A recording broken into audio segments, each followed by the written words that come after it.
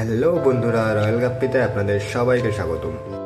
আজ আমি আমার বেবি গাপ্পিগুলোকে নতুন গ্রো আউট ট্যাঙ্কে শিফট করছি।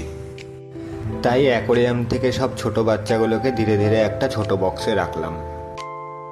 যে ট্যাঙ্কে বাচ্চাগুলোকে রাখবো সেখানে আগে থেকেই বড় গাপ্পি মাছ ছিল, তাই ওদের ধীরে ধীরে ধরে আলাদা একটা বালতিতে রাখলাম। পরে ওদের মেন অ্যাকোরিয়ামে ট্রান্সফার করব।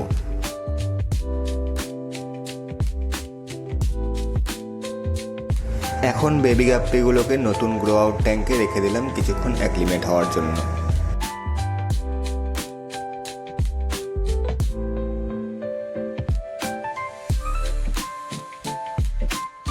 চলুন এবার ওদের নতুন গ্রো আউট ট্যাঙ্কে ছেড়ে দিই।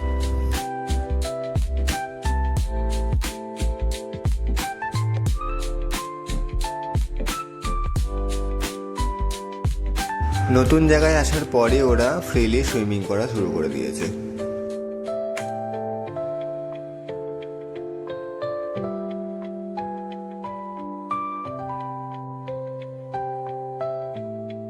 বড় গাপ্পি মাছগুলোকে আমি সরাসরি অ্যাকোরিয়ামে দিয়ে দিয়েছি, কারণ এরা পাশের সেটআপেই ছিল আর জলের টেম্পারেচার প্রায় একই ছিল।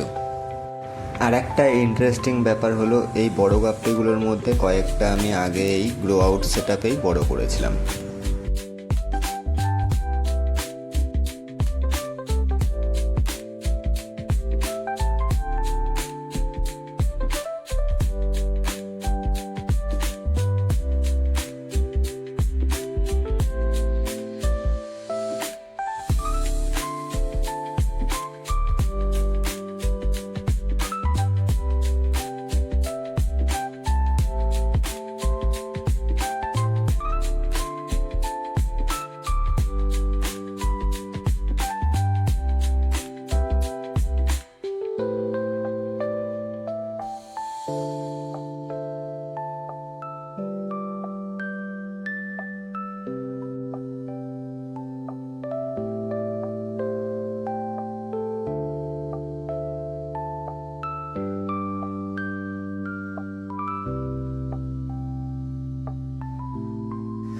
এখন বেবি গাপ্পিগুলো নিরাপদ গ্রো আউট ট্যাঙ্ক সেটআপে আছে, আর বড় মাছগুলো মেন অ্যাকোরিয়ামে আছে।